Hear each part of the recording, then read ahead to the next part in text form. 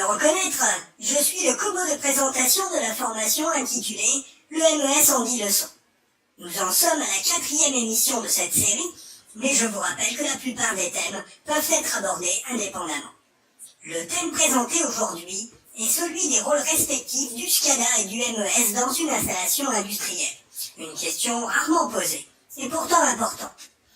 Après l'exposé pédagogique, Karine aura le plaisir de recueillir le retour d'expérience de Lionel Ponchon, de L2D, qui a eu l'occasion d'être confronté de multiples fois à ces questions. Bonne écoute. Nous l'avons noté dès l'émission d'introduction de cette série consacrée au MES, les premiers projets de MES étaient surtout destinés à faciliter le traitement des opérations manuelles, en raison de leur complexité ou pour des raisons de suivi réglementaire.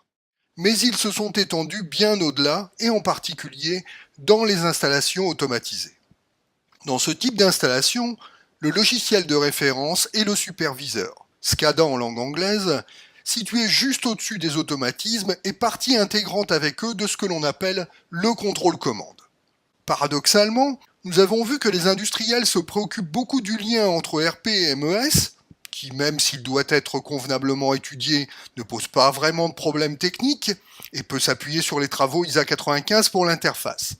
Le lien entre SCADA et MES, lui, est très rarement évoqué, alors que nous allons voir qu'il ne va pas de soi du tout. Le terme SCADA, signifiant Supervisory Control and Data Acquisition, soulève déjà à lui seul le problème. Le SCADA serait déjà chargé de l'acquisition des données, une des fonctions essentielles identifiées par l'ISA 95 comme fonction du MES. Alors, essayons d'y voir un peu plus clair. Pour essayer de mieux comprendre les positionnements respectifs du SCADA et du MES, revenons à la hiérarchie classique des systèmes automatisés, ce que l'on appelle souvent la pyramide du SIM. À l'origine, cette pyramide distingue 4 niveaux. Le niveau 0, niveau des capteurs et des actionneurs, le niveau 1, niveau des automatismes, le niveau 2, qui traite de la localisation des produits, des mouvements physiques et de la gestion des lots, le niveau 3, qui gère les produits et les stocks ainsi que les clients, les commandes et les factures. Ni le SCADA ni le MES n'apparaissent dans ces pyramides du SIM, les superviseurs étant encore embryonnaires à l'origine du concept, sans parler du MES, bien sûr, terme qui n'apparaîtra que dans les années 90. Les SCADA apparaissant vers le haut des automatismes, il était tentant d'introduire un niveau supplémentaire, ce qui donne la pyramide suivante, qui aujourd'hui est la plus souvent représentée. Dans cette pyramide, le niveau 2 est occupé par le SCADA, le niveau 3 est occupé par le MES et le niveau 4 par le RP, ce qui est cohérent avec la hiérarchisation ISA 95.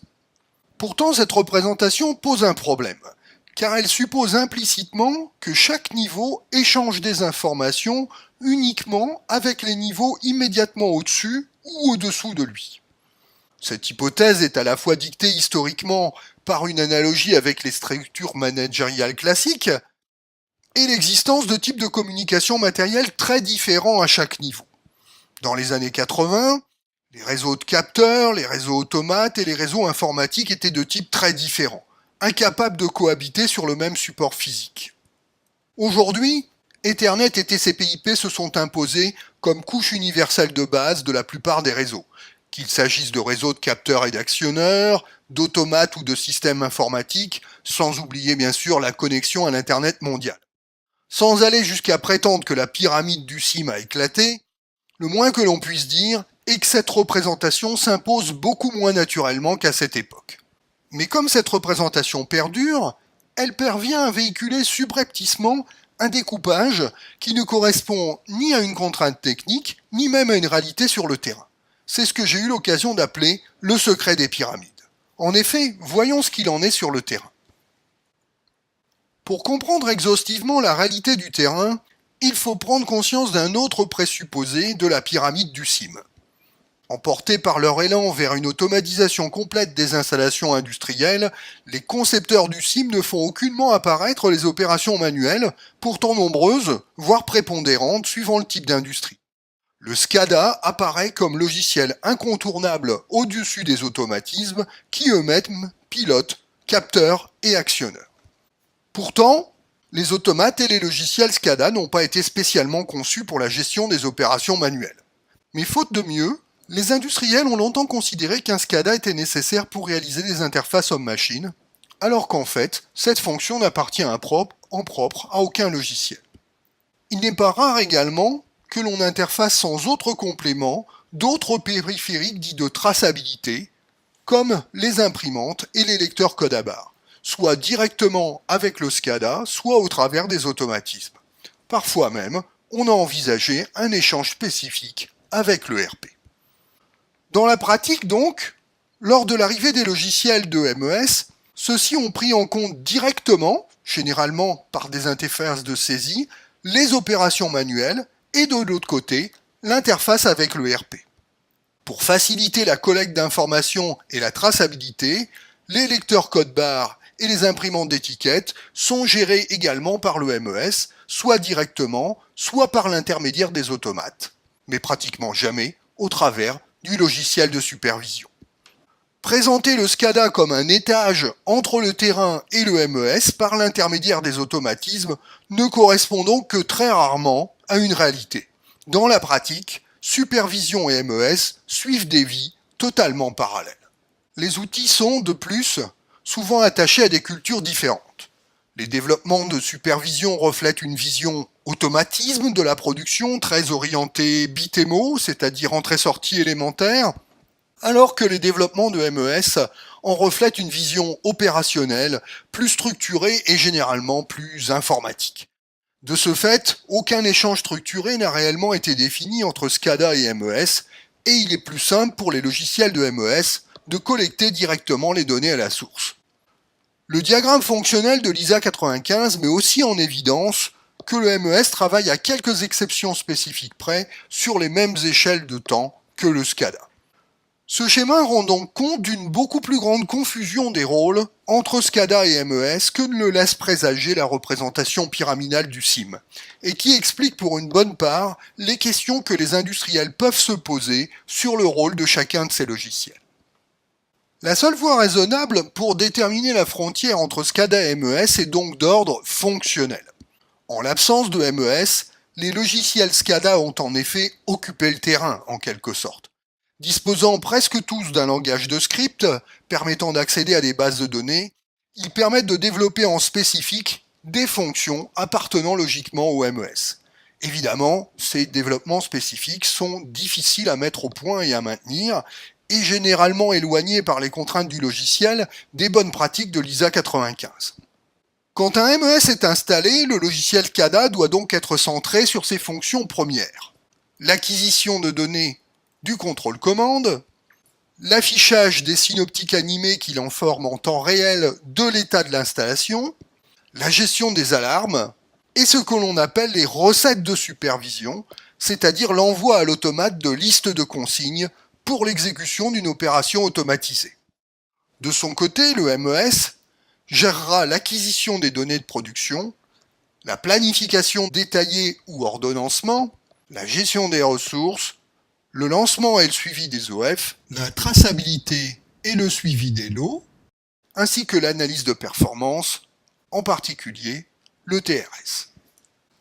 Un arbitrage devra donc être réalisé pour l'acquisition des données et une partie du contrôle des opérations qui sont en doublon entre les deux blocs logiciels dont les écrans sont présentés chacun de leur côté aux mêmes opérateurs.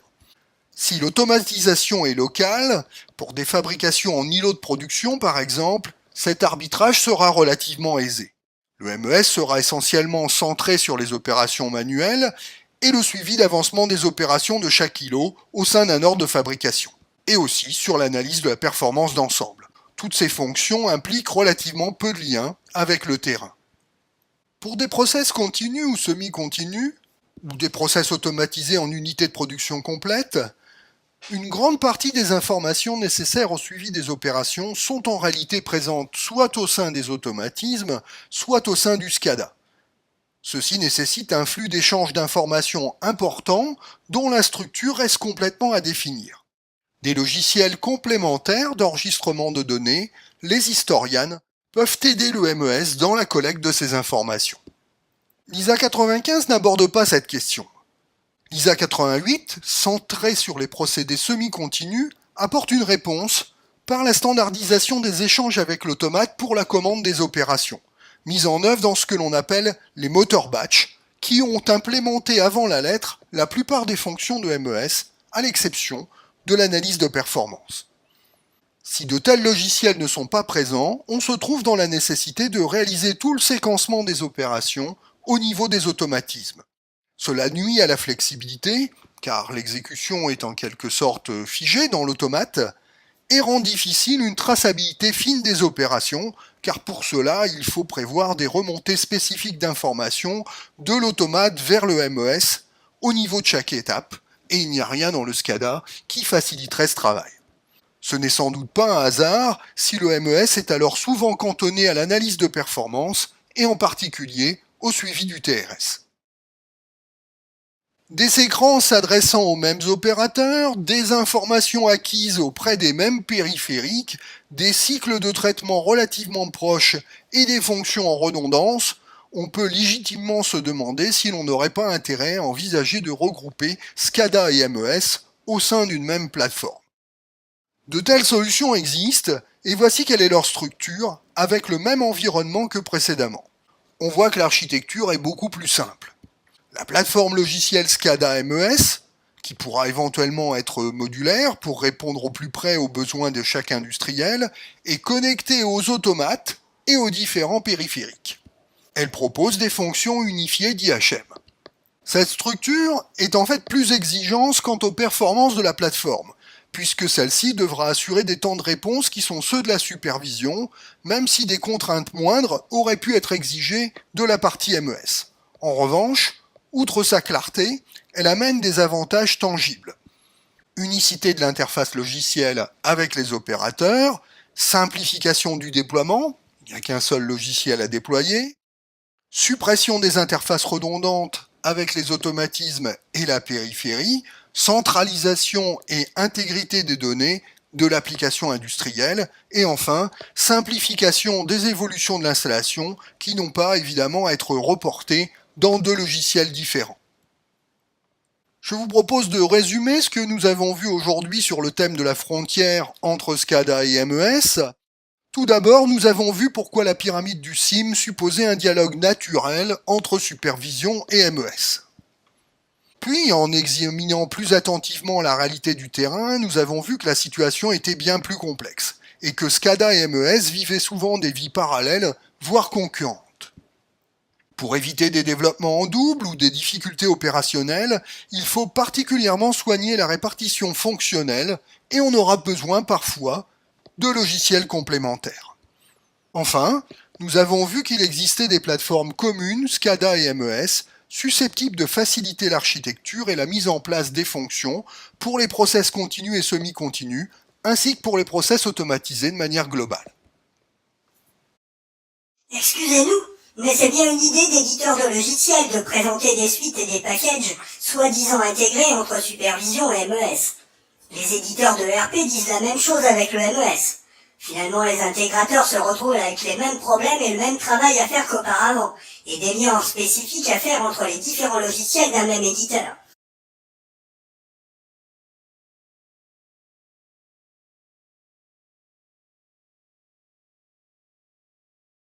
Bonjour Monsieur Ponchon. Vous avez eu un parcours technique très riche au sein de différentes structures d'intégration, comme la société Cléa, qui appartient aujourd'hui au groupe Actemium. Vous dirigez actuellement la société L2D, qui met à disposition son expertise en process industriel. Alors, première question habituelle, comment réagissez-vous aux propos sceptiques de notre Kobo sur l'intégration des logiciels de supervision et de MES ? Il a un peu raison, l'intégration on nous l'a souvent rendue, mais au final c'est souvent nous qui avons dû la faire. En fait la vraie question, c'est l'existence d'une plateforme qui puisse regrouper tous les objets qui participent au MES et à la supervision. Si elle existe, l'architecture tient la route et peut vraiment faciliter l'intégration. Sinon c'est juste du marketing. Pour exister dans la vraie vie, l'intégration doit être pensée à l'origine afin que tous les objets puissent avoir des fonctionnalités de MES et ou de supervision. Il n'y a que comme ça que cela peut fonctionner. Alors vous mettez souvent en avant votre expérience dans les poudres Donc un domaine qui recouvre toute une catégorie de procédés, avec des applications dans des secteurs industriels comme les pâtes, les biscuits, les colorants, le ciment. Alors justement, dans ces industries, comment se répartissent les fonctionnalités entre supervision et MES? C'est simple, la plupart du temps, la majeure partie du process est gérée par le SCADA. Les fonctions de supervision, de suivi, voire d'ordonnancement sont gérées par ces outils. Cela se fait soit au travers d'outils existants, soit au travers de développements spécifiques. Et dans ce cas-là, on doit faire avec les possibilités des plateformes et des logiciels, ce qui peut être très chronophage au niveau du temps de développement. Alors dans l'exposé, on note que les échanges directs entre SCADA et MES sont finalement peu nombreux. Est-ce que c'est quelque chose que vous constatez également dans votre domaine? Tout à fait, la partie MES est souvent limitée à la portion congrue. Pour de nombreuses applications où nous avons été sollicités pour intégrer du MES, une fois que vous avez cerné les besoins des clients et que vous avez vu avec lui les différentes fonctionnalités, technologies et systèmes qu'il souhaite utiliser, vous vous rendez compte que tout ce qu'il reste, c'est simplement un petit peu de TRS. Tout le reste est dans le domaine du SCADA ou du développement spécifique. Alors si je vous comprends bien, dans votre domaine, la mise en place d'un MES avec un large périmètre est relativement rare.